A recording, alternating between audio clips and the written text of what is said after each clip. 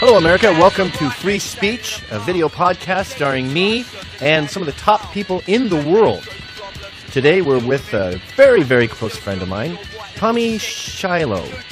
Tim Sherrod. You're pretending you don't know. It's Shillue. Shillue. Just to be clear to the folks at home, this is a comedy internet podcast, so there's going to be fun stuff like mispronouncing a friend's name. And don't be surprised when that happens. Just go along for the ride and just say to yourself, this is wild, this is wacky, and this is wonderful. Are podcasts too long, do you think? I'm glad you asked that, Tom. They're all long. They are long, but the reason I justify mine being long is because I want to get to the bottom of things. So I'm not just going to be going through your Wikipedia page or, some bio about you and saying, what was it like doing that movie? Right. I want to solve problems on this show. So to answer your question, all other podcasts are too long, but this one is the perfect length. Well, it just shows you that people who listen to podcasts they have a lot of patience because they go and they have a long time to listen to these. They're very popular podcasts. They're like an hour. Some of them are like 2 and 3 hours long, and people download them and listen to them. I see them as what you listen to when you go to work. So most commutes are half an hour. Yeah. You listen to the first half on the way to work, and that's a little treat. Second half on the way home. I only give it one listen. That's why I'm constantly. I get about 25 minutes. I'm like, all right, that's enough of that. Huh. Yeah. And you turned me on to a good podcast recently. What's it called? This is Criminal? Criminal. And you know what I like about that? They're like 17 minutes long. Yeah. That's why I love it. It's a nice story. It's well done. They edited it down. It's nice. Criminal, the podcast. Well, if Criminal was our show, we would solve the crime in that episode. Sometimes they do. But we're going to solve something. I know that. Well, we're going to solve political correctness. Oh, boy. I was reading last night about the ombudsman for NPR. He was saying goodbye, but he was also saying that he was defending political correctness. The only thing he regretted about his tenure at NPR was the guests were not diverse enough. They were too Northeastern and too white and too male. And then he said words matter, political correctness, blah, blah, blah. That's sort of their mantra, by the way. They have to make words into weapons in order to justify banning them. Yeah. And then he stopped his paragraph, had an entire paragraph that just said, I am not Charlie.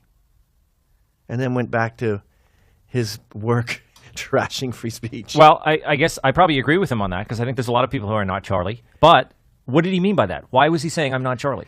The subtext with I am not Charlie is I don't defend that magazine. They shouldn't have put out those cartoons. And there's an inkling of you got what you asked for. They're not justifying bloodshed. Only sociopaths would do that. But there's a little bit of you walk around Harlem screaming the N-word, don't get surprised if you get shot. And but would you say that's you find that objectionable? Yes. Okay. I mean, I find it. I guess I just find it. What's the British comedian's name? The guy with the long hair. Daniel Tipton. What's his name? No, the guy who pontificates from his bedroom. And, Russell Brand. Russell Brand said something similar this week, and then Gutfeld on Fox News called him out, and then they had a bit of war of words. And I haven't had a chance to speak to Greg about it, but when I looked at what Russell Brand said, I kind of oh no, I'm sorry, it wasn't Russell Brand. He had a fight with Russell Brand a week before that, but this was Allison Manson. Marilyn Manson. Marilyn Manson said... Allison Manson is Charles Manson's baby sister. She's a real estate broker from Ohio. And Marilyn Manson said something to the effect of, those guys were idiots. He said, in his opinion, those guys were idiots because, they were probably going to, they were probably, he didn't say they were asking for it, but he said something that could be seen as they were asking for it. And Gutfeld said, oh, you stink and whatever. And then I looked at what Marilyn Manson said, and I said, I can't disagree with the guy. He's right. Those guys knew what they were doing. It's not to say you condemn them for it, but yes, they were being purposefully, they were trolling the Muslim extremists, if you will. I mean, well, they were trolling everyone. And they've done that since time, what's the expression? Immemorial. Yeah. And that tradition, a lot of Americans don't know that it's an integral part of French culture that goes back to Napoleon. Mm-hmm. They were the first cartoonists. Yeah. And they've been lampooning authority via cartoons forever. Yeah. But I think that you could say without judgment, you could kind of empirically look at the evidence and say, yeah, they were putting themselves in harm's way, purposefully. Yes. Yeah. They knew that. I mean, the one editor, can say that the little shrimpy guy you see holding the glasses, he knew that he was risking his life. His wife begged him to leave the country. His girlfriend, whatever she was, begged him to leave the country. He refused. Now, the only thing I'll concede is they should have had guns. They should have had armed guards. Yeah. But you can't stop lampooning just because a sensitive group has arisen. Yeah. I mean, I think I agree with that. But, you can say, like this guy at NPR, he is a word police guy. So why wouldn't he be consistent and say that I think those guys are jerks? He doesn't like them because they're being insensitive to people. Yep. He doesn't like anyone because he lives by this rule. They have this rule that words matter. And so if words matter, if what they're saying is true, then they have to be. Like, at least that guy's consistent. Right, Everyone he's else consistent with the PC left, but that's not your job as an ombudsman. Like, even the ombudsman for the New York Times said, we're a bit rich with the liberal stuff. We have a bias going on here. That's your job. You're supposed to be totally unbiased. Yeah. I mean, I think at this point, NPR, everyone over there knows what they are. I mean, they poke fun of themselves all the time. When they'll be doing an interview, they'll say, well, this is NPR. Like, they know what they are. I don't think that anyone over there, I mean, I guess they have to pretend that they're objective, but they all know what they're doing. When they show up for work, it's all liberal over there, all of them. Okay, well, then the ombudsman should quit. Yeah, probably. I mean, you can't have that job at that place. They're very old-looking and uncharismatic. Do you think they're doing that on purpose? I think, yes. I think that they have, because there's something about it where they say, well, we're different. We don't like to, Patton Oswalt had a funny bit some years ago about how, because he is liberal, and he was saying, why do we have NPR? What happened? Why does the right wing have rock and roll bumpers? It was like, welcome to Sean Hannity. And then you turn on NPR and it's like, plunk, plunk, plunk, plunk, plunk. Like, it's so boring, And he's like, why aren't we the rock and roll ones? He couldn't understand it, Yeah. I know why. Why? Because NPR is getting funding from people, and if you're going to be rich enough to donate to a broadcaster, you're going to be in your 70s. Yes. And 70-year-olds don't want to give money to a place that is hurting their eardrums with that damned rock and roll. Yes. Which is why every not as much NPR, but every public broadcasting TV station, when it comes to fundraising week, they'll show this Lawrence Welk, a week of Lawrence Welk, and then they interview the Lawrence Welk people who look amazingly well kept after all these years. They still have the wonderful blonde hair, and they look great. The teeth are great and everything.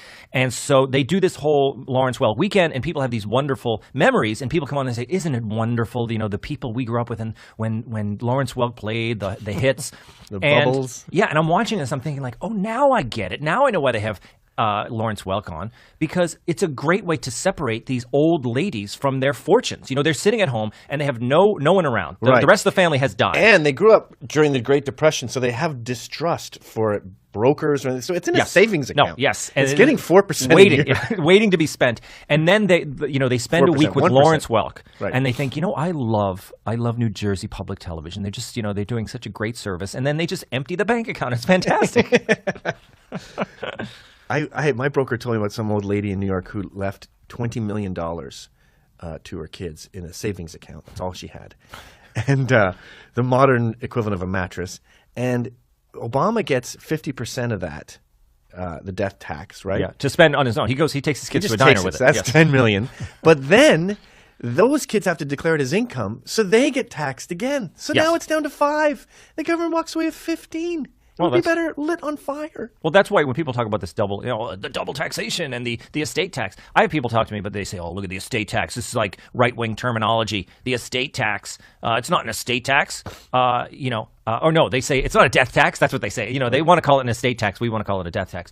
And so you're admitting you're a Republican. Well, in terms of fiscal stuff, I'm as far right as they go. I fall in with the anti-tax people. Right. Because I think that it's not good to. Would you ever consider driving a plane into an IRS building? No. I'm against all those. There was a guy who did that. You're saying? Yeah. Yeah. That's bad. But the. Sorry, I cut you off. You were talking about death tax. People say it's not a death tax; it's an estate tax. That and then when you really look at it, of course it is. You are definitely. I think there should be no taxes on any. People worry about, oh, look at they should increase the tax on the capital gains tax. There shouldn't be a capital gains tax at all. Why is there any capital gains tax? It's your money. It's already been taxed. Yeah. So you earn your money, and then you save it, and then they want to take more of it. It should be zero. You know, young people are listening to this dying of boredom because they think tax is irrelevant because they don't pay it. Right. And then you get old and you have kids, and it becomes the most fascinating topic in the world. Yeah, it is. I mean, I can talk about it endlessly, but you're right. There are people who are disinterested. Maybe this is the last thing we're going to say about tax. Maybe the government is thinking, we have to punish people who put in a savings account because I want it floating around in the economy. So let's get them to fucking spend it on real estate or some shit. Yes. Because if we don't incentivize it, then they're just going to let it rot there, and then it doesn't stimulate the economy. Yes, I guess that's what they think. But obviously people, even when you save money, eventually you have to spend it.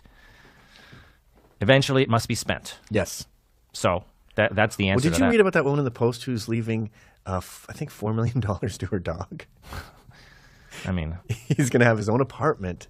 He's going to have caretakers making him chicken and couscous every night. Well, that's the thing is that money it really will be spent. Because if you leave it to a dog, you're essentially leaving it to a gay man, right? Because a gay man is going to be the executor of the dog's estate, right. No question. And he's going to spend it on all spending money. Exactly. And they're good at, you know what? It might be kind of well spent. I mean, oh, definitely. He's not going to get a Louis Vuitton table. No.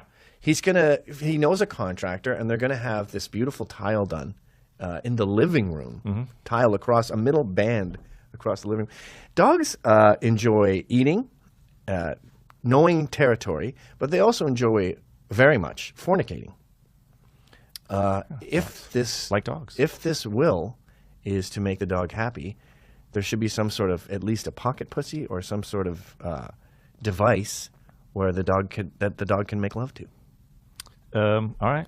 Okay. All right. I'll get on it. Okay. Other important agenda item today. There's a school I was reading about, University of Michigan, and they have spent $16,000 on this Words Matter campaign. 16,000? That's not that much, right? Yeah. Well, it's. I don't think they have a lot of money, but $16,000 is just really a bunch of posters. Yeah, banners. Yeah.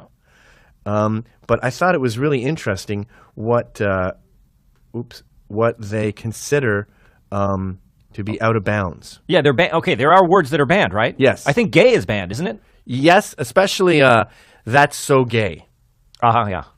That test raped me. There's only 6 phrases listed on their site. I want to die, because that hurts suicide victims' feelings, including ones who've committed suicide, so they're dead. Even I want to die? I want to die. So is go kill yourself on the list? No, but that's funny. I think you have to extrapolate some of these. Yeah, that go kill yourself is definitely off limits. Yeah. Any mention of death, I think, is bad. It's a microaggression, right?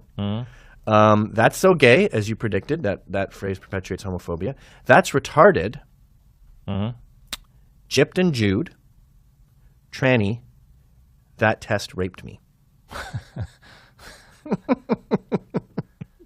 Now, what you're really outlawing here is hyperbole. You can't exaggerate anymore? I mean, we know that a test didn't come to life. In fact, if a test raped you, the sexual violation is the least shocking part of that. The fact that inanimate objects can spring to life. Well, you're also admitting that rape is a crime, at least. You're saying that it's something bad. Yeah. Because if you say that test raped me, you're saying that it had an ill effect on me. That it maybe it's a terrible thing. It's a terrible thing that happened to me that I'll carry with me for the rest of my life. Exactly what the Take Back the Night club on campus is saying about rape. That it's serious. That it's not something to be. That's not something frivolous. It's like when someone said. My friend Leslie, when she was in India, she kept saying, "Oh my God, I basically have AIDS right now." Every time she got diarrhea, which in India is every day. That's good because you're saying AIDS is bad. And if I have AIDS, I want it to be known that this is a bad disease and we need more funding. This is not a common cold that I have. Yeah. So what problem is the University of Michigan going to eradicate by banning these flippant uses of these words. They're not going to. Well, here it's all money, right?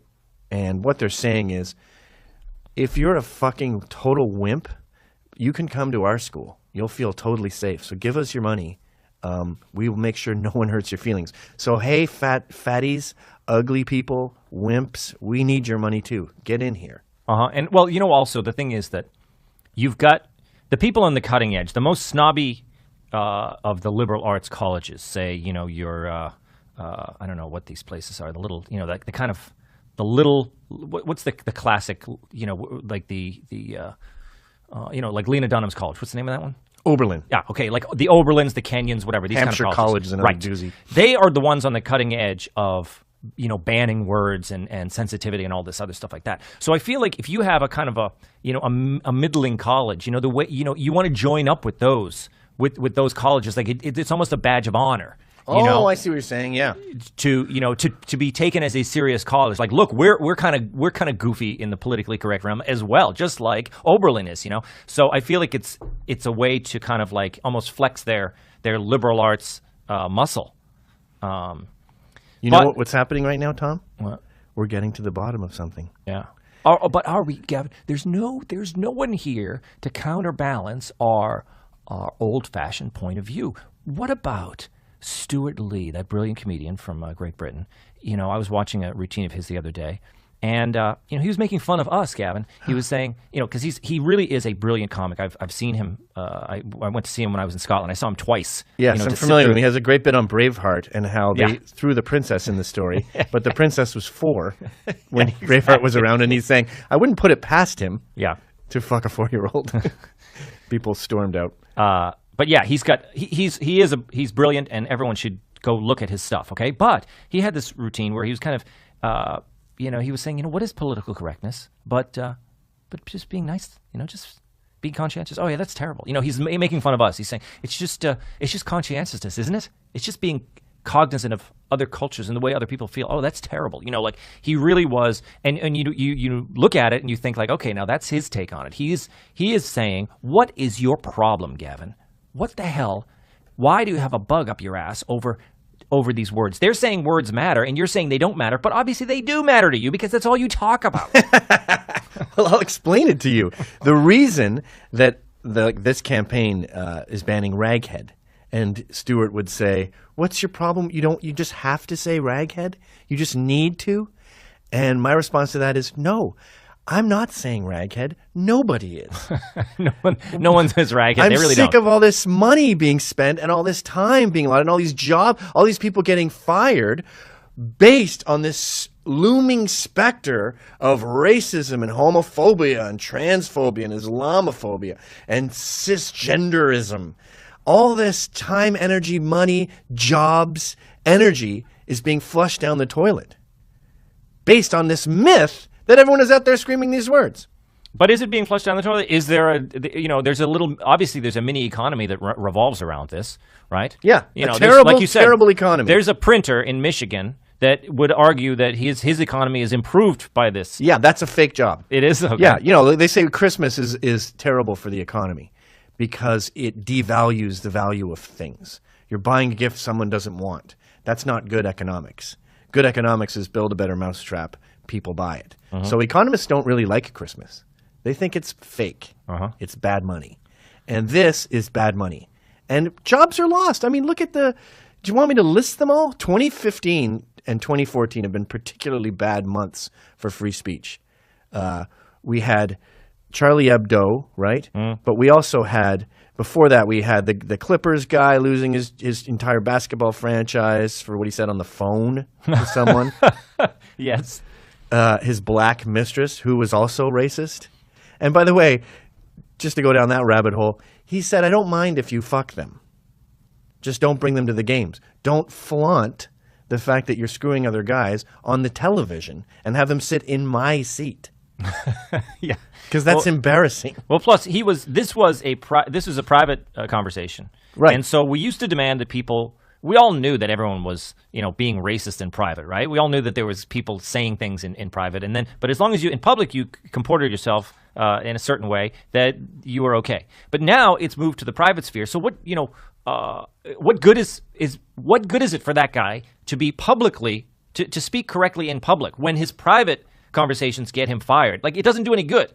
You used to be able to kind of misbehave as long as you kind of, you cleaned it up for the cameras, you were given a pass. But if you're not anymore, what good is it to clean it up for the cameras? Well, the other thing going on here is there's this, people are misjudging your average Joe. I think blacks particularly are under the assumption that we all use the N-word when we're alone. Now, I've hung out with some of the worst people in society, some of the most controversial guys, racial realists, as they call themselves. They don't say that word. I want to find one of these racists that we're spending all this money to battle, this guy who says raghead. I want to find him, and I want to put him in a box, and I want to analyze him. He is in a box because the thing is, the Smithsonian. I mean, anyone who says raghead, they're not going to have. There's no white people around that are going to be friendly. Yes. And if I was a Sikh and I had a turban on and I walked by someone and they said raghead, I'd go, what? Finally! Yeah, I've been hearing about you people forever. But so that's why Stewart's wrong, because there is a culture here where they've taken this invisible bigot and declared war on him and wasted a lot of time and a lot of jobs and a lot of opportunities fighting this mythical beast. So you say this beast is a straw man. I do indeed. But to get back to what I was saying about we're getting to the bottom of it, it took me a long time to figure this out. Why are all funny guys liberals, right? And the old trope, conservatives aren't funny? Well, I don't know if A is correct, because actors are all liberals. Show business, people in the film industry, whatever, they're all liberals. They're obviously there's kind of the right wing types, but they're all underground because they want to work, and there's a whole economy around this kind of liberalism, right? But comedians, now again, there's a majority of them are liberal, but there's a huge kind of conservative and or libertarian streak in the comedy world of stand-up comics. Okay, sort of. I mean, Doug Stanhope, Dave Attell. But when you think of like Louis C.K., even Bill Burr seems to, since he married that black woman, he seems to have gone away from the salt of the earth kind of guy. No, I think he's always been the same. He's always had, there's like guys like Bill Burr have been remarkably consistent through the years. Really? Yes. I found his most recent special was a little more PC. Well, he's always had, he calls it as he sees it, and he has a kind of, Dennis Leary was often like that too. Like they kind of like the angry Northeast. It's like a Northeast thing. They're angry Northeast liberals, so there is a great distrust of the of right wing stuff, and there's also there's a kind of a multiculturalism in their angry white guy routine. Yeah, he's always they're mad at the church. Yeah, I think just because they had to go and it was boring, and they're mad at their dad for making them go. Yeah. They won't shut up about how evil nuns are and stuff like that. But and maybe that's why they're so pro-immigration, because they know their dad didn't like Mexicans or something. Yeah, and I think that I don't know what that is, but I think that they have, the reason Bill Burr is so fascinating is that he really is politically incorrect in terms of gender stuff. Mm-hmm. He talks about guy stuff, and it's like he has a lot of he has so much credibility because he's such a good comic, right? Right. And then so in the comedy world, it's like, oh, Bill Burr, look at him. He's one of the best there is, right? But then when he says some kind of guy stuff that is seen as by the kind of the Jezebel crowd, that he crosses lines with the Jezebel crowd, but they can't go after him. Like they let him go. It's not like they agree with him, but he has such credibility that they don't want to go after him. You know what I mean? In the way that. Well, Louis C.K. is the same way. Louis C.K. had a bit about rape, about how some girl wanted him to rape her, and she would say no, but she didn't mean no. Yeah. He didn't end up doing it. But you can just see if it was someone else, like Dove Charney or Terry Richardson, saying anything close to that. Oh, yeah. It would have been pilloried. Yeah. I mean, he has a lot of credibility with it, but it's like part of it is artistic, because in the world of stand-up, they're like, Louis, he's the, Oh, remember, though, he did a thing about fat chicks? on his show, Yes. he wanted he went on a date with a fat chick and then didn't want to fuck her anymore. Yeah. And he wrote it all, of course, which is another thing I want to get to. But he got in shit for that. Jezebel abandoned Louis' ship. Oh, they did? Yes. It's interesting because I only saw a lot of feminist praise for that. No, they don't tell fat women how to feel, Louis. Yeah, of course. They were mad about that. You can't win with fat chicks. Oh, I mean, what I think you can't win with people if the gender is the only issue. Then they're gonna be on top of that. It's unattractive women are in really bad moods. Really? And lesbians are often in very bad moods. Wait a minute. You think? I don't know. Because they don't get laid. I don't know if that's true, Gavin. Which part? I mean, there's a lot of really fun gals, who... Then they're at the beginning of their relationship, and that's a brief epoch before lesbian bed death sets in, and they get grumpy. Wait a minute. I know a lot of hot-looking girls. They look like they should be cheerleaders for the Dallas Cowboys, and they're very, they're very tough to be around. One might call them bitchy if they were to, use words like that. And then you have some other girls who are, overweight, and we hang out and drink pints of beer, and we're having a great time. So I don't know if I go into your, Well, it's like not all Muslims are terrorists, but all terrorists are Muslim these days. Not all ugly women are bitchy, but all bitchy women are ugly. Wait a minute. What about those cheerleaders I just told you about? I don't believe you. All beautiful women are in a great mood. But I've got so many unturned stones here. I fear we might not get to the bottom of everything because I still have this college thing to say. But you just brought up another thing that I want to get to the bottom of. I realized this last night. I was watching the movie Support Your Local Sheriff with James Garner. Oh, yeah. Great one. And there's a scene in it where this lady gets up in the courtroom and she's not having it. And I demand I get some respect here. And they're all going, what in the tarnation? And I'm a lady, and a lady's got to do what a lady's got to do. And she explains to the courtroom that she matters, and they all go, oh, okay. And, you're watching it and you realize men wrote this. Mm-hmm. A man sat and typed that out. A man found her in casting and said, you'd be perfect for that part I wrote where this chick ain't having it anymore. Yeah. Then I realized that's feminism. I mean, men, before feminism, even the suffragettes, before women could vote, men wanted to make domestic abuse a capital offense. Men invented the whole idea of domestic abuse being evil. No one was more against domestic abuse than men back in the 20s and 30s, mm-hmm. right? I think we created this feminist stalwart. I mean, take Girls Just Want to Have Fun. I Am Woman, Hear Me Roar. Even Redneck Woman, you know that song? I'm sitting on the porch with a baby on my hip. Yeah. Or there's a line in there. She's like, Victoria's Secret. Well, their stuff's real nice, but I can get the same damn shit at the Walmart store, half price, and be sexy, just as sexy. That's written by a dude. I think it's Rich. You know that Rich and the other guy? Yeah. Huge country star. And when you think about it, this whole idea of like, God damn it, these are my rights, and I can be sexy at Walmart for half price, and I'm a woman, hear me roar like a lion. Roar. I'm a Tomb Raider, I've got guns on my hip. Yeah, I'm a kick-ass chick. That's male values. Yes. It's not really in a woman's makeup. Okay, so where is it? Where are we going with this? Because, well, Jezebel are like dominatrixes. They are paid. They are created by men to feel like they're the boss, and it's a role we gave them. They're almost like minstrels. It's a role we gave them because we like it. We think it's cool. Men secretly enjoy feminism, especially when it leads to free love for men, getting that's the great slut benefit. walks. Yeah. You should be able to take your shirt off in the park, ladies. Well, you should be able to show your tits to me. I mean, even if you go with the standard kind of like the our bodies ourselves feminism, which was kind of all around me when I went through college. It is.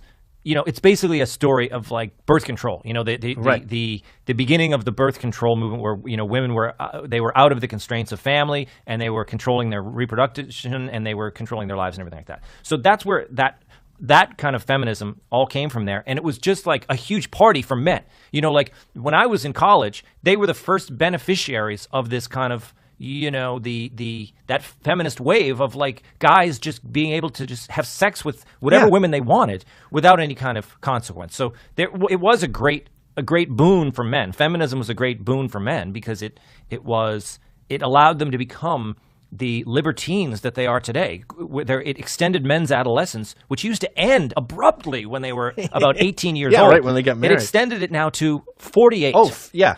All my friends, my friends will send me pictures of the 20-year-olds they're fucking, and I feel sorry for them. Because I'm like, I did that already. I know every detail of that life. Now I have the children in the family, and I wouldn't dare show you pictures of them, guys still fucking 20-year-olds, because I don't want to gloat. Yeah. And so the question is, what? So if it's benefited women, if they are happy with the situation, and men are satisfied with it, is there any downside to it, Gavin? Women are miserable. Okay, as I've here gotten we in go. trouble for saying a million times. Studies have shown that feminism has been hard for women. They are working their asses off now. They don't.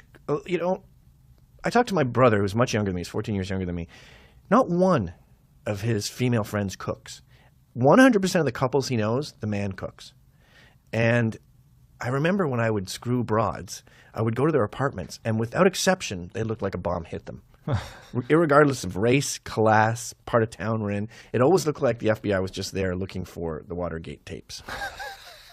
So, not that cooking and cleaning defines a woman, but we've been chipping away at all these different things that they were good at, and we brought them into dude land where they play video games and fuck. And now I look at them in their late 30s and early 40s, their ovaries have expired, and they're fucking miserable.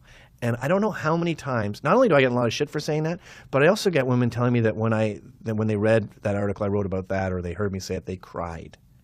Now, if you call me a penguin, I don't cry. I go, I'm not a penguin. But if you touch a nerve, I may cry. We did a sketch on the weekend. If men would run fashion, what women would look like. And they'd just be fat pigs with their tits hanging out, because that's what we like. And when I was trying to I knew all these ex-go-go dancers and stuff from my crazy days. I'm going through my black book. Hey, long time no see. And two separate instances. One of them said, when you wrote that thing about New York is an elephant's graveyard for ovaries, it made me cry. I don't know what your sketch is about, but I don't think I could handle the humor. This is a woman who was a go-go dancer, her tits hanging out. Mm-hmm. And then another woman I asked said, yeah, when I read that, I called my mom and cried to her. Okay, so you're saying... So I'm saying this stupid, male-invented feminism has stripped women of everything they're good at, replaced it with nothing, it got them in the workforce, didn't reward them with anything, and here they are in pants, doing a man's life, sucking his dick, getting dumped when she gets old, and living alone with her dog, whom she refers to as her baby, and screams, "Mommy's home," at it when she gets home. But why? So what about the people who didn't cry when they read your article, when they said, I disagree, Gavin. 7%. I work at a law firm and I have a great time. 7% of the population is my gut. That's your gut. Well, I know 7% of married couples choose not to have kids. So from that, I extrapolate 7% of people weren't meant to have kids. And no one's denying that there are women out there who are meant to be in a man's world and thrive. Barbara Corcoran comes to mind, and I used to always use her as an example until I discovered that she spent $250,000 on fertility drugs trying to get some kids out of her body. And right. that sounds like an abortion. trying to get them in. Getting kids. Yeah. Well, I will say this, Gavin. I don't know what the answer is, but I do know that I don't know anyone as happy as the young Catholic moms that I know. You know, I'm around a lot of these Catholic families all the time. I mean, there is a maturity and a calm and a wisdom and a happiness among these Catholic moms who are in their late 20s and they have a bunch of kids. I'm around these a lot, Gavin. I know for a fact that the editor of Jezebel, mulatto woman, I believe. Is that a correct term? I don't give a shit. Okay. Was at least once crying her eyes out to someone I know because she waited too late, her ovaries are dried up. And it's not looking good for a family. Now, this is their top brass. And even she is miserable. You can't have it all. I mean, if it's easier for people to digest, just look that up. Can a lady have it all? Can she have a career and a family? That's sort of the saccharine version of what I'm saying. And there's plenty on there. New York Times Magazine cover story. I mean, even the left has conceded that. What about The Good Wife? Did you ever watch that show? The Good Wife is propaganda preparing us for Hillary. Wait a minute. I haven't even thought about it. Female TV executives who are miserable, by the way. It's a trying couple to brainwash us. It's a married couple that writes the show. I think it's a great show, though. But it's interesting. No, you don't. I don't? No. I watch it all the time. I'm denying your emotions. I mean, sorry. There's a lot of things going on in there, but I like her. I think she's great. She had a family, and then she kind of went in. Maybe that's the. This is the character, fictional. Yeah, the character. She has kids. Some woman can have it all. I know of a fictional character who can have it all. Well, no. The reason is she was a wife and a mother. She left her career to raise kids, and then when they got to be, they're all like they're in like high school. They're grown kids now. Then she goes back in, and she's having all this wonderful drama. I mean, I had a big fight with my wife about this the other night, and I'm obviously not against that. What are you going to do when the kids are at school all day, especially when they go away to boarding school or college or something? And to that I say, what's the matter with your community?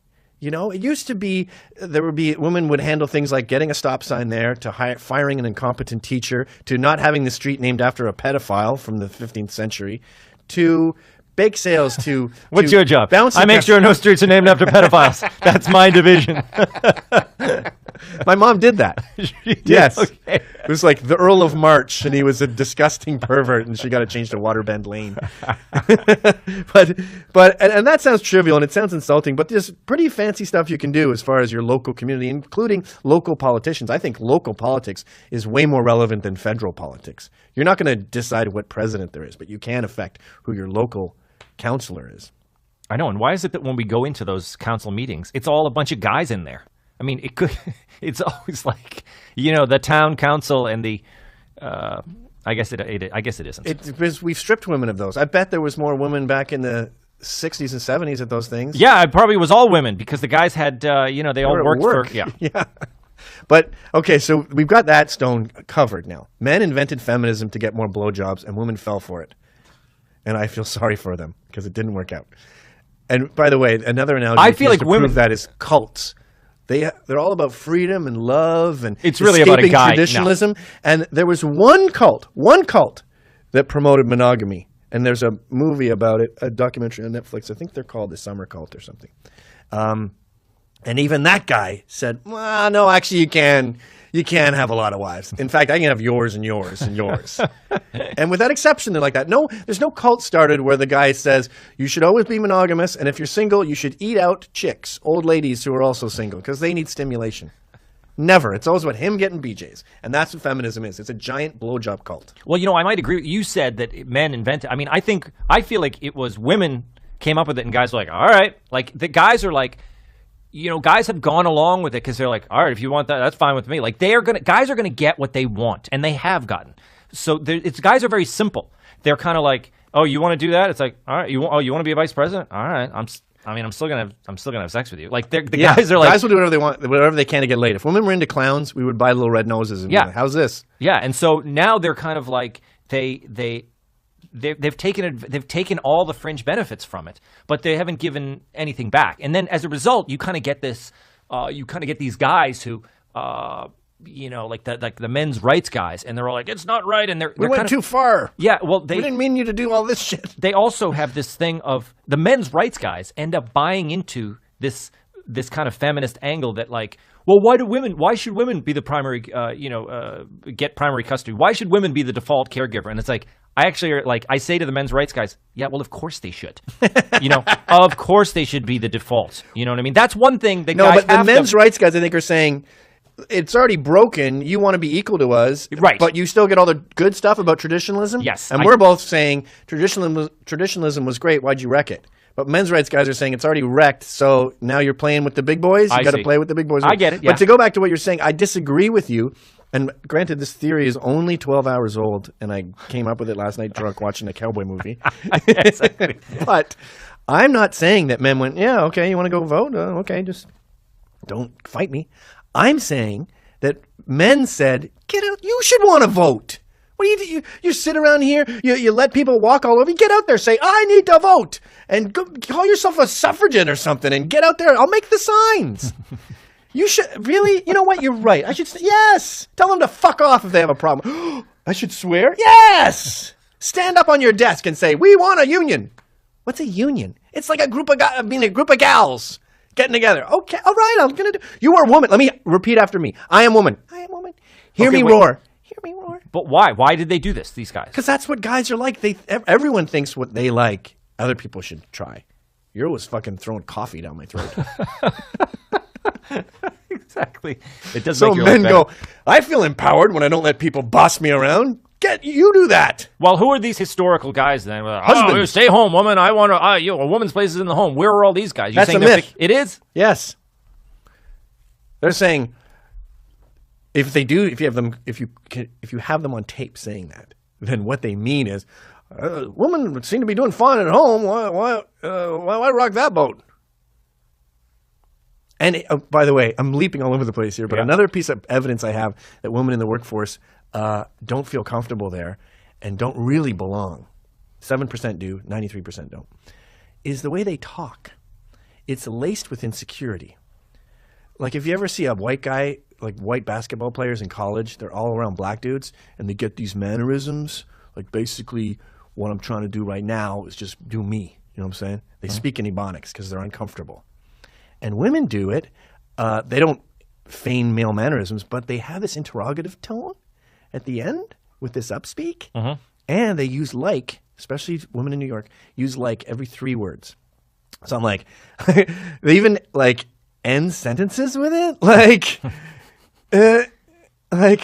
And then they'll just be like, I don't know, like at like a meeting or something, they'll be like, maybe we could have like, the guy holding the soup can is sort of like, hey, or no.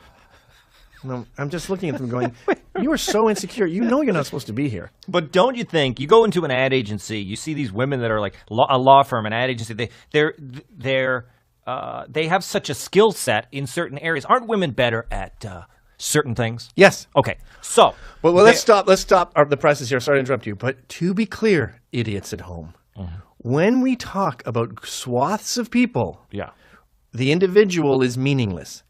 Irish tend to get ornery when they've had some whiskey. Yeah. That does not mean that every single Irish person is a horrible drunk. It does not mean that when you see an Irish person, you should assume that they're going to be ornery when it comes to the whiskey. But as Richard Nixon himself said, I've never met an Irishman who didn't get mean after some whiskey, particularly the real Irish. So anyway, back to women's skill set. I want to make broad generalizations about women in that they are better at they're better at relationships. They're better at micromanaging. They make good secretaries. They make good line producers. They're great in marketing jobs. They're great at remembering little details. They're basically good at hunting small game near the cave. The men are good at going out and getting the bison. Okay, yeah. So like when you have, and that it shows up in business. But when you have to merge a company, one big this is like, the economy now is not a lot of big game. It's a lot of small game. So one company has to merge with another. If it were all guys, they'd just be fighting with it. Women go in. They're good at relationships. Works, ideally, if we're talking about millions of people, the men do the handshake deal. All right, so this is how it's going to go. We'll merge. We'll supply you guys with grapple grummets, and then every third quarter we reevaluate. But I'm thinking we get maybe 10% shares in your company in exchange, and we get a cut of every contract we bring you. Yeah, that sounds reasonable. I'll have my women hammer it out. And then a woman sits here. I mean, I just sold a company. I was signing PDFs for 3 days. And it was a woman, a business lawyer, saying, no, you have to put your tax ID number in the top, and then you didn't sign page 4. Okay, no problem, Miss Little Details. Now, we need more big bison people in the economy than we need little ladies. And those ladies shouldn't have kids at home. If it's unconscionable that women work when they have kids at home. And they need the money? No, you don't need the fucking money. A dude is already paying for his apartment. So there's a chick in his bed. That's not more expensive. It's just more groceries. My wife wonders, she's full-time with the kids, right? But she's always like, you know what? These kids with the nannies, with the both parents working, she says, I think they're better. I think they have. She thinks. Now, I say, listen, you're doing everything right. I always reassure her that she's got the ideal life. Our kids have the ideal life. But she seems to think that there's an independence to these other kids that have been that's taken interesting. care of. I never thought of that. That they have, they're not. They're that's like saying they're tougher because their lives are shittier. Yeah, essentially, she's saying that there's a forced level of they have to be familiar with these shitty with the daycare, things that suck. with the daycare, with the that it socializes them better for the world that we're in. But you see these nannies, especially when they're immigrant nannies like Filipino or Jamaican. They're just serving. They're like security guards. They walk behind the kids. They hold their stuff. They don't engage them. They're slaves, basically. It's not a good lesson to teach kids that they have someone waiting on them hand and foot. And when these women go out in the workforce, now they're paying this woman $40,000 a year to be a slave. By the way, that woman's not with her kids half the time, especially if they're Southeast Asian. She's left her kids in the Philippines. Did you ever see this You website? outsourced love. You stole love from a third world country. But then this woman's out there. She's making $80,000, right? 40 of it goes to the nanny. The other 40 puts them in a new tax bracket, and now they're getting taxed at almost 50%. So now she's down to like $10,000 a year. Thanks for coming out, bitch. This goes to our. Did you ever see that website? IsawYourNanny.com, I think it is. Something like that. It's like some website, I Saw Your Nanny. Right. And it's just moms taking pictures of sleeping nannies with the kids, God. They're kids always in on their danger, phone. kids in danger, and the nanny's ignoring them. And they pop the picture up there, and parents see their own nanny on IsawYourNanny.com. It's amazing. But you almost started into another subject, which I don't know if is on your agenda, which was how it doesn't help to be rich. Yes, that is a fascinating subject, but I thought an hour would be good because we get to the bottom of things. We have barely scratched the surface here, and we only have 10 minutes left. Oh, my gosh. Maybe I'm wrong about podcasts. They all have to be longer. Well, to get back, I didn't even get to this thing about the N-word never being included in these words you can't say because it's so unthinkably horrible that people can't bring themselves to type it. Yeah, Like exactly. raghead you can write because you've never heard it. But, Right. Wait, well, let me just say it. Yeah. Well, if they wrote a I can't say it. if they wrote a list of bad words and then they wrote N-word on the list, then I was about to say the ragheads, but then then people who find raghead offensive would be like, "Why didn't you say our word for mine? Mine's pretty." Like, it makes it a B-level swear. I have a problem with you having raghead spelled out, yet nigger just gets the first letter. Well, we tried our word and people thought rape. Exactly. We've got too many dashboards. But anyway, the thing I was going to say is, why are artists and comedians and artsy-fartsy types all liberal and conservatives aren't? This is why. Conservatives have rules. Oh, you're an artist? Can you do photorealism? No, I just put a tampon in a teacup. You're not an artist.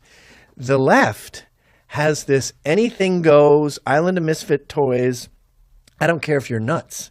You're part of us. Mental illness is perfectly natural. So they end up with all the loonies, the shit stains, the fucking pathetic artists. They have some smart dudes, but they also have all the garbage. And they have a much wider group, too. Now, this links to colleges.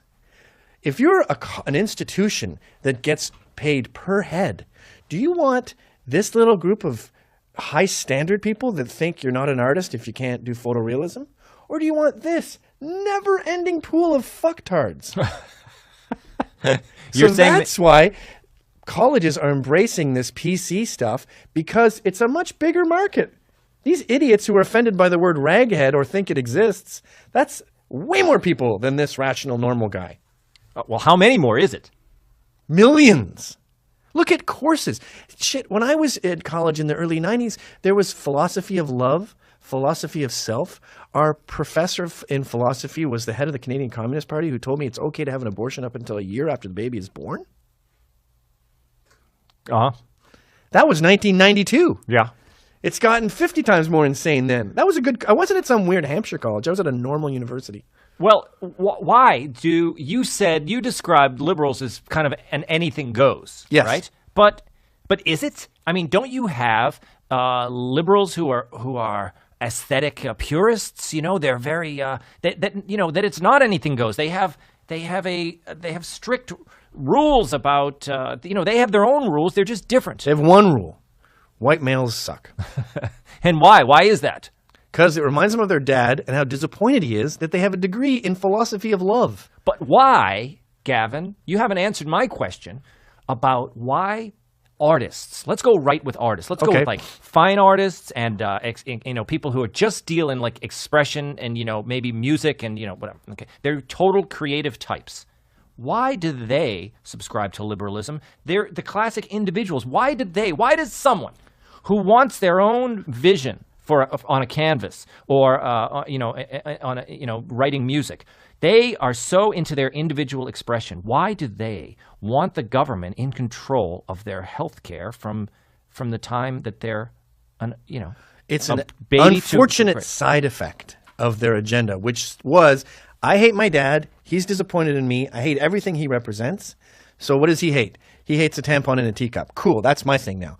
And then they chose all this stupid crap, like modern dance. And while they were rebelling against their dad, who hates tax, they inadvertently became pro-government. And then they thought, oh, shit. So it was just an error. It's an error. Like, we got a cool black guy in the president. He plays basketball and he does stuff like drops a mic and goes like that. And he also wants more big government. No, whatever.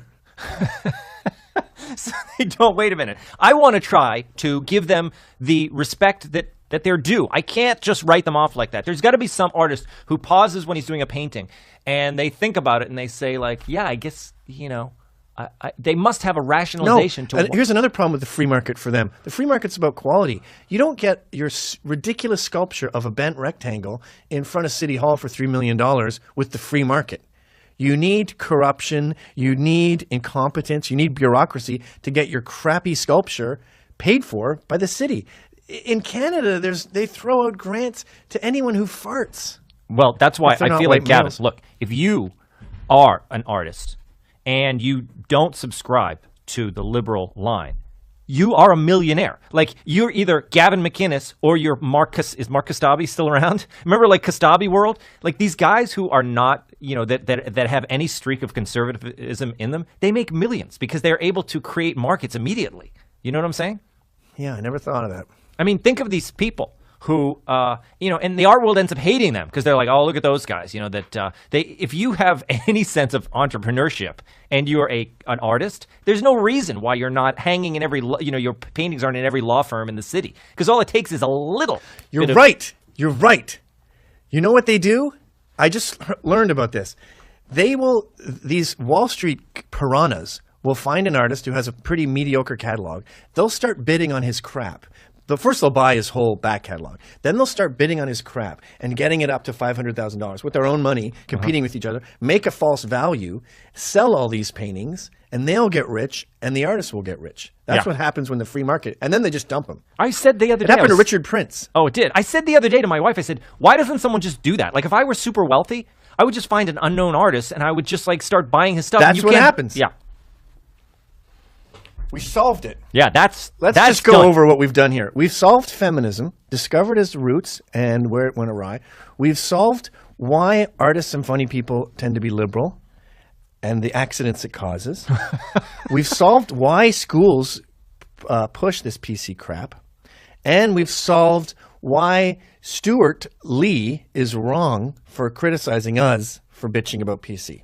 Yeah, although I think he's worth a look, Stuart Lee. Oh, definitely. The guy's a genius. I love him. He's brilliant. He's Scottish. He is Scottish, as you can tell by the first name. Stuart Lee. As the Scots like to say, who's like us? Damn few, and they're all dead. They should. Well, I think entry level for Stuart Lee is his bit on, if you do a Google search for Stuart Lee Top Gear.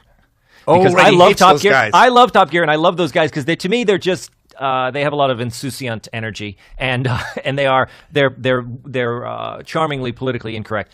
Stuart Lee hates them, and he does this convincing half-hour rant against how much he against the Top Gear guys, in which he wishes death upon them. Yes, and it's brilliant. Yes, he says it's not a metaphor. And then Bobcat Goldthwait's movie God Bless America also has that same rant against people who claim to like free speech and then say homophobic things or whatever.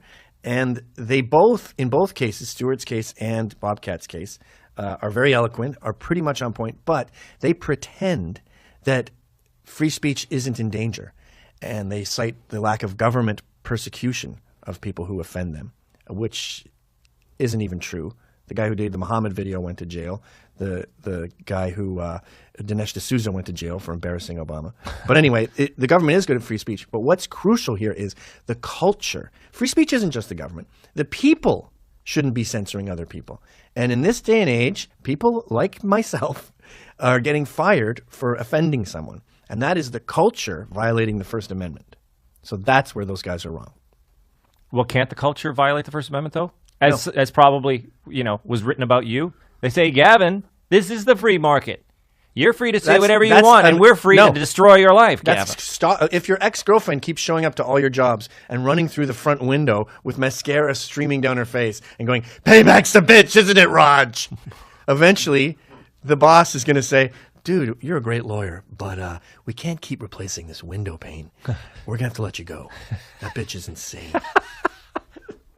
That's not freedom. I understand. That's a good point. That's a wonderful metaphor as well. Being stalked by the mentally ill. All right, well, I'm going to end on that note with you complimenting me and me not conceding anything. I have conceded earlier, but I want to end on that. Thanks for coming, Tom. My pleasure. And, Russell Brand. Russell Brand said something similar this week, and then Gutfeld on Fox News called him out, and then they had a bit of war of words. And I haven't had a chance to speak to Greg about it, but when I looked at what Russell Brand said, I kind of oh no, I'm sorry, it wasn't Russell Brand. He had a fight with Russell Brand a week before that, but this was Allison Manson. Marilyn Manson. Marilyn Manson said... Allison Manson is Charles Manson's baby sister. She's a real estate broker from Ohio. And Marilyn Manson said something to the effect of, those guys were idiots. He said, in his opinion, those guys were idiots because, they were probably going to, they were probably, he didn't say they were asking for it, but he said something that could be seen as they were asking for it. And Gutfeld said, oh, you stink and whatever. And then I looked at what Marilyn Manson said, and I said, I can't disagree with the guy. He's right. Those guys knew what they were doing. It's not to say you condemn them for it, but yes, they were being purposefully, they were trolling the Muslim extremists, if you will. I mean, well, they were trolling everyone. And they've done that since time, what's the expression? Immemorial. Yeah. And that tradition, a lot of Americans don't know that it's an integral part of French culture that goes back to Napoleon. Mm-hmm. They were the first cartoonists. Yeah. And they've been lampooning authority via cartoons forever. Yeah. But I think that you could say without judgment, you could kind of empirically look at the evidence and say, they were putting themselves in harm's way, purposefully. Yes. Yeah. They knew that. The editor, the little shrimpy guy you see holding the glasses, he knew that he was risking his life. His wife begged him to leave the country. His girlfriend, whatever she was, begged him to leave the country. He refused. Now, the only thing I'll concede is they should have had guns. They should have had armed guards. Yeah. But you can't stop lampooning just because a sensitive group has arisen. Yeah. I mean, I think I agree with that. But, you can say, like this guy at NPR, he is a word police guy. So why wouldn't he be consistent and say that I think those guys are jerks? He doesn't like them because they're being insensitive to people. Yep. He doesn't like anyone because he lives by this rule. They have this rule that words matter. And so if words matter, if what they're saying is true, then they have to be. At least that guy's consistent. Right, everyone he's else consistent with the...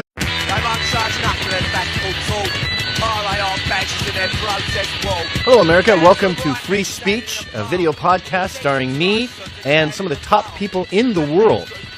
Today we're with a very, very close friend of mine, Tommy Shillue. Tim Sherrod. You're pretending you don't know. It's Shillue. Shillue. Just to be clear to the folks at home, this is a comedy internet podcast, so there's going to be fun stuff like mispronouncing a friend's name. And don't be surprised when that happens. Just go along for the ride and just say to yourself, this is wild, this is wacky, and this is wonderful. Are podcasts too long, do you think? I'm glad you asked that, Tom. They're all long. They are long, but the reason I justify mine being long is because I want to get to the bottom of things. So I'm not just going to be going through your Wikipedia page or, some bio about you and saying, what was it like doing that movie? Right. I want to solve problems on this show. So to answer your question, all other podcasts are too long, but this one is the perfect length. Well, it just shows you that people who listen to podcasts they have a lot of patience because they go and they have a long time to listen to these. They're very popular podcasts. They're like an hour. Some of them are like 2 and 3 hours long, and people download them and listen to them. I see them as what you listen to when you go to work. So most commutes are half an hour. Yeah. You listen to the first half on the way to work, and then it's a little treat. Second half on the way home. I only give it one listen. That's why I'm constantly. I get about 25 minutes. And I'm like, all right, that's enough of that. Huh. Yeah. And you turned me on to a good podcast recently. What's it called? This is Criminal? Criminal. And you know what I like about that? They're like 17 minutes long. Yeah. That's why I love it. It's a nice story. It's well done. They edit it down. It's nice. Criminal, the podcast. Well, if Criminal was our show, we would solve the crime in that episode. Sometimes they do. But we're going to solve something. I know that. Well, we're going to solve political correctness. Oh, boy. I was reading last night about the ombudsman for NPR. He was saying goodbye, but he was also saying that he was defending political correctness. The only thing he regretted about his tenure at NPR was the guests were not diverse enough. They were too Northeastern and too white and too male. And then he said, words matter, political correctness, blah, blah, blah. That's sort of their mantra, by the way. They have to make words into weapons in order to justify banning them. Yeah. And then he stopped his paragraph, had an entire paragraph that just said, I am not Charlie. And then went back to his work trashing free speech. Well, I guess I probably agree with him on that because I think there's a lot of people who are not Charlie. But what did he mean by that? Why was he saying I'm not Charlie?